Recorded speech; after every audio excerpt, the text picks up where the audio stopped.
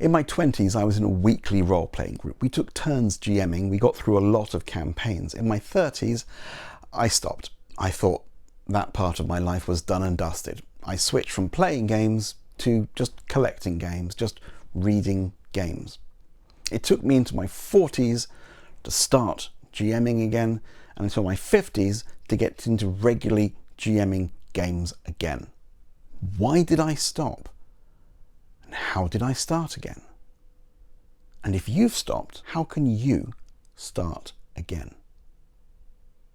Let's go back to role-playing games. It turned out one key thing helped me overcome my hesitancy to GM again. I'm going to tell you what that is, but first, it's story time. In my 20s, I was part of a gaming group that met every week. At times, 2 of these. And one in particular had a weekly structure. We'd run a game for 6 weeks, and then somebody else would take over and they'd run their game for 6 weeks. If you wanted a long-running campaign, you had to divide it into blocks, and it meant you never had to worry about writing more than 6 weeks in advance. You could decide where the campaign was going during the next person's game. It was, in many ways, a very good structure. But then, time passed, and as we got older as players, it became more difficult to be consistently there. And when my children turned up, I had to knock the entire thing on the head. Having a baby in the house and saying to your partner, well, I'm going to be out that night, every week, forever, kind of became difficult.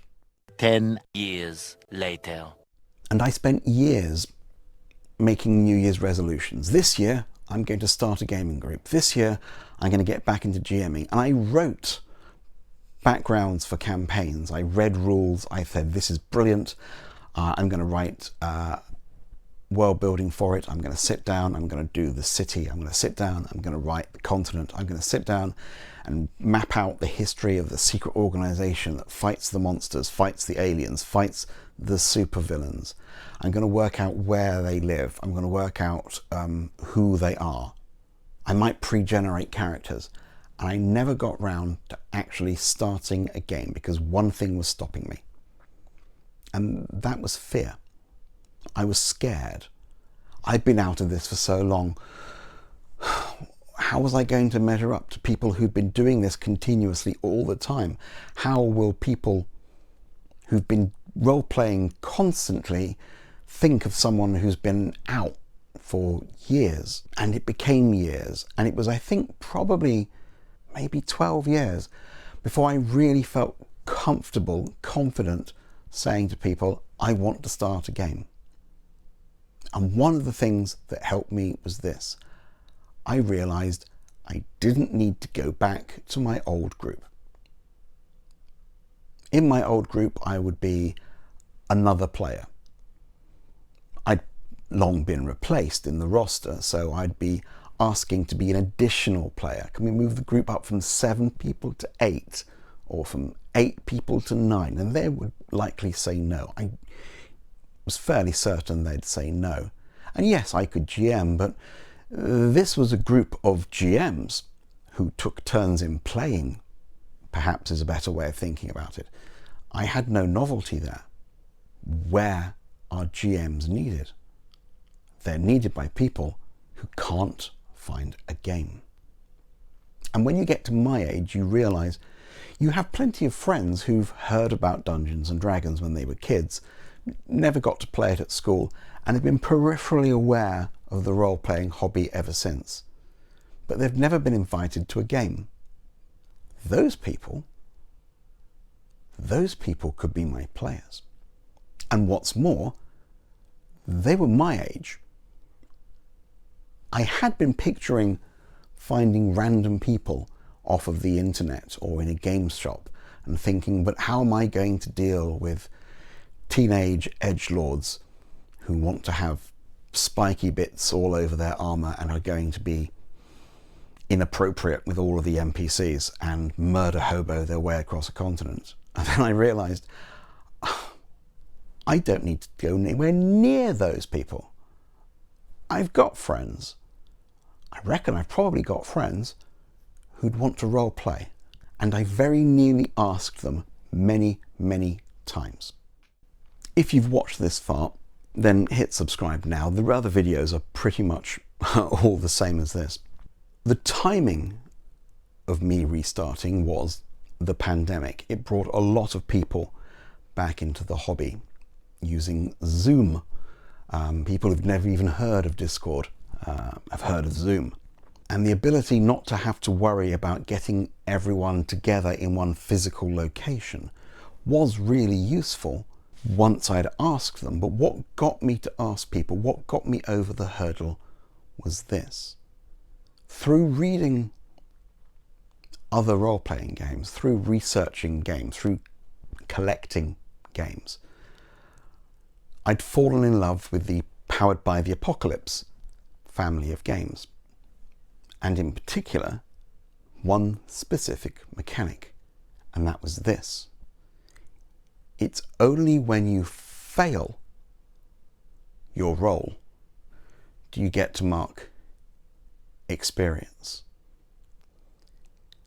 And this was revelatory to me. Of course, that makes perfect sense. You learn from your mistakes.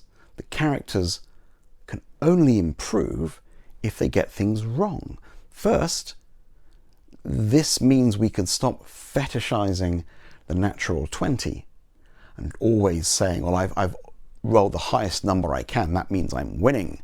Because a character who succeeds every roll stagnates. They don't advance. But also it made me stop and think.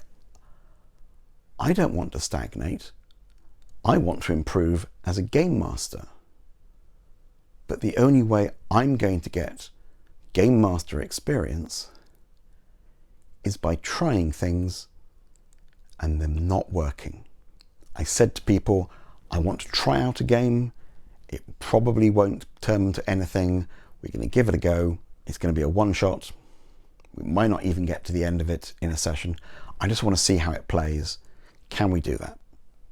And we played the beginning of several different games. Some of them lasted longer, some of them shorter. But I'd set it up so that they knew it was a learning experience for me.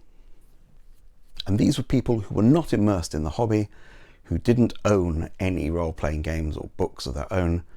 They had no preconceived concepts about writing backstory or how much world building I was going to do. Spoiler, I did almost none. And we tried it out. And some of it worked. Some of it didn't. So this, I think, is the secret to getting back into gaming. Don't try and be the old you. Don't try and cater to your old players. Even if you get the same people, they've grown and matured just as you have. Look at it as you are now. Older, wiser, a lot calmer, I suspect, than you were when you were a teenager. Don't worry about world building and backstory. I've got a video about that, which I really think you should watch. Instead, say, we're going to have a game. If you've always wanted to play a role-playing game, this is the perfect one for you. Look forward to being surprised who signs up.